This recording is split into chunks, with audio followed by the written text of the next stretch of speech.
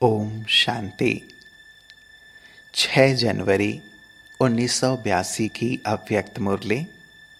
Heading है संगम युगी ब्राह्मण जीवन में पवित्रता का महत्व।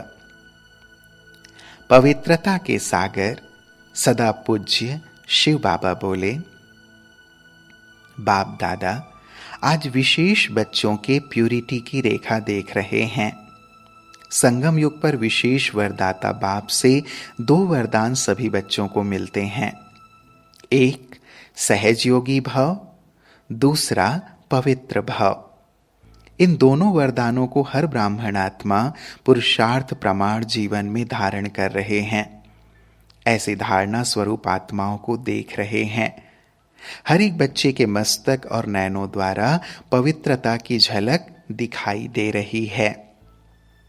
पवित्रता संगम युगी ब्राह्मणों के महान जीवन की महानता है।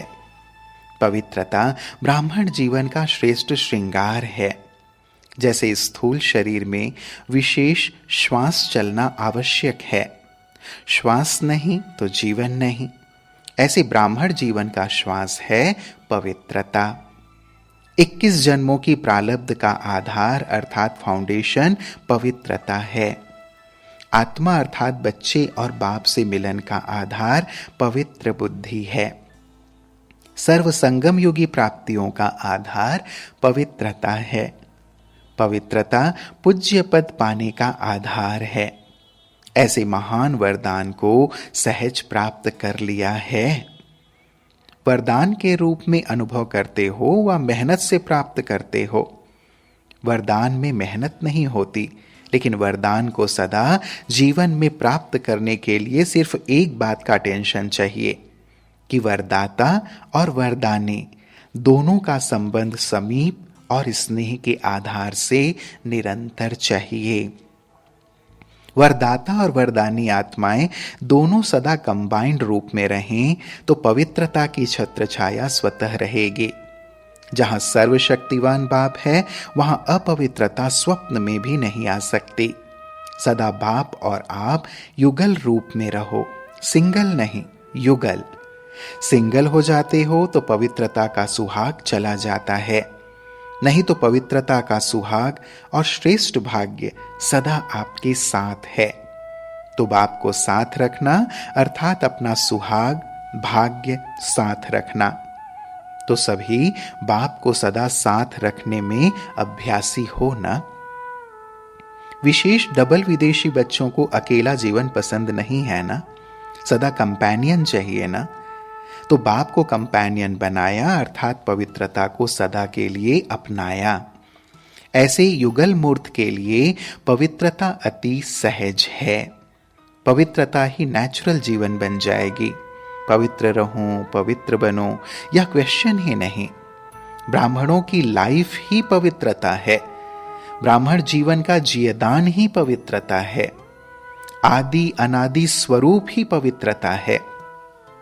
जब स्मृति आ गई कि मैं आदि अनादि पवित्र आत्मा हूं, स्मृति आना अर्थात पवित्रता की समर्थी आना, तो स्मृति स्वरूप समर्थ स्वरूप आत्माएं तो निजी पवित्र संस्कार वाली, निजी संस्कार पवित्र हैं।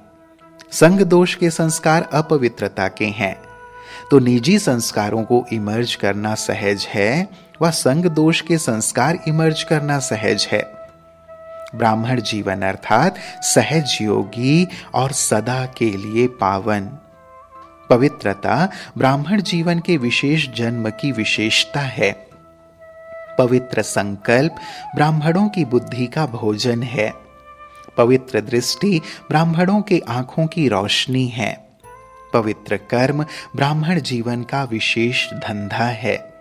पवित्र संबंध और संपर्क ब्राह्मण जीवन की मर्यादा है। तो सोचो कि ब्राह्मण जीवन की महानता क्या हुई? पवित्रता हुई ना। ऐसी महान चीज को अपनाने में मेहनत नहीं करो, हट से नहीं अपनाओ। मेहनत और हट निरंतर नहीं हो सकता, लेकिन यह पवित्रता तो आपके जीवन का वरदान है। इसमें मेहनत और हट क्यों? अपनी निजी वस्तु है, अपनी चीज को अपनाने में मेहनत क्यों? पराई चीज को अपनाने में मेहनत होती है। पराई चीज अपवित्रता है, न कि पवित्रता। रावण पराया है, अपना नहीं है। बाप अपना है, रावण पराया है। तो बाप का वरदान पवित्रता है और रावण का श्राप अपवित्रता है। तो रावण पराये की चीज को क्यों अपनाते हो? पराई चीज अच्छी लगती है? अपनी चीज पर नशा होता है। तो सदा स्वस्वरूप पवित्र है, स्वधर्म पवित्रता है, अर्थात आत्मा की पहली धारणा पवित्रता है। स्वदेश पवित्र देश है, स्वराज्य पवित्र राज्य है, स्व का यादगार परम पवित्र पूज्य है। कर्मेंद्रियों का अनादि स्वभाव सुकर्म है। बस यही सदा स्मृति में रखो तो मेहनत और हठ योग से छूट जाएंगे। बाप दादा बच्चों को मेहनत करते हुए नहीं देख सकते, इसलिए हो ही सब पवित्र आत्माएं। स्वमान में स्थित हो जाओ। स्वमान क्या है?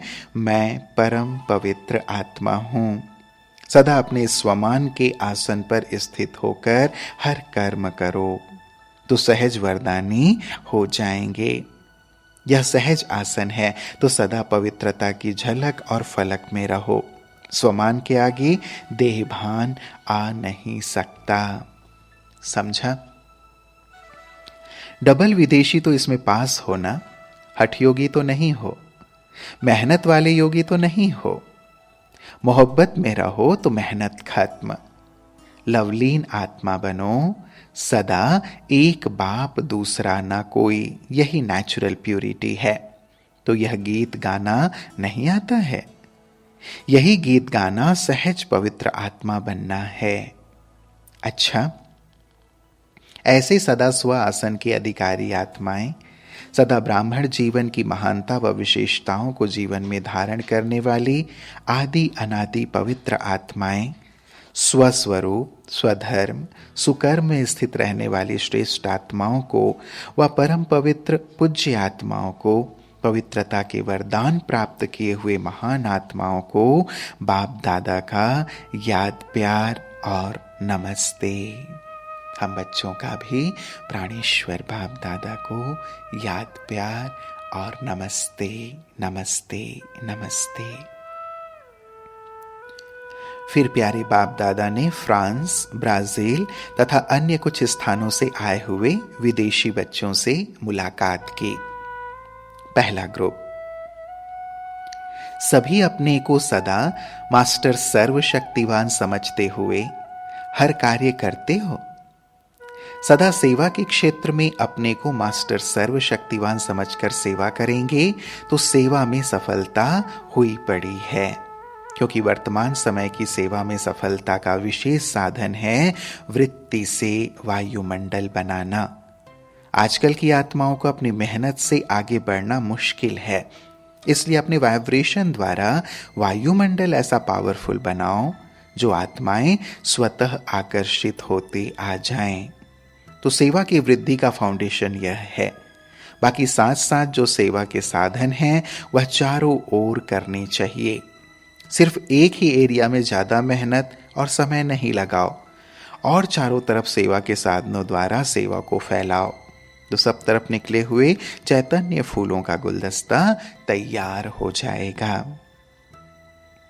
दूसरा ग्रुप। बाप दादा खुशनसीब बच्चों को देख अति हर्षित होते हैं। हर एक रूहे गुलाब है। रूहे गुलाब ग्रुप अर्थात रूहानी बाप की याद में लवलीन रहने वाला ग्रुप। सभी के चेहरे पर खुशी की झलक चमक रही है। बाप दादा एक एक रत्न की वैल्यू को जानते हैं।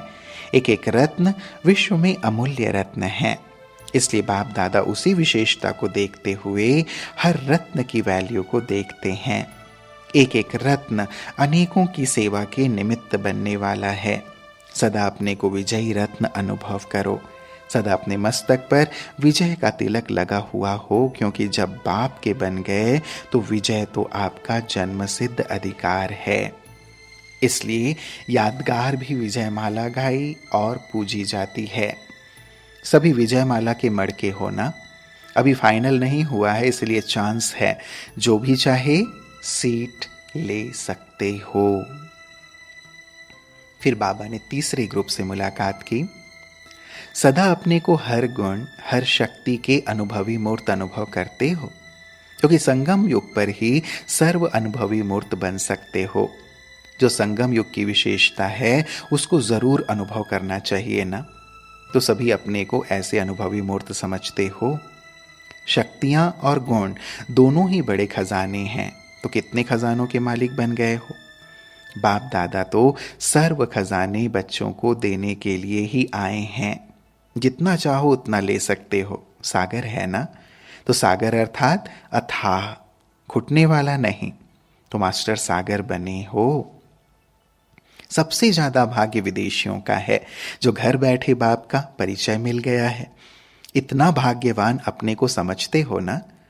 बहुत लगन वाली आत्माएं हैं, स्नेही आत्माएं हैं। स्नेह का प्रत्यक्ष स्वरूप बाप और बच्चों का मेला हो रहा है। हर एक अपने को सूर्यवंशी आत्मा समझते हो। पहले राज्य में आएंगे व दूसरे नंबर के राज्य में आएंगे। फर्स्ट राज्य में आने का एक ही पुरुषार्थ है, वह कौन सा? सदा एक की याद में रहकर एक रस अवस्था बनाओ, तो वन वन और वन में आ जाएंगे। अच्छा, ओम शांति।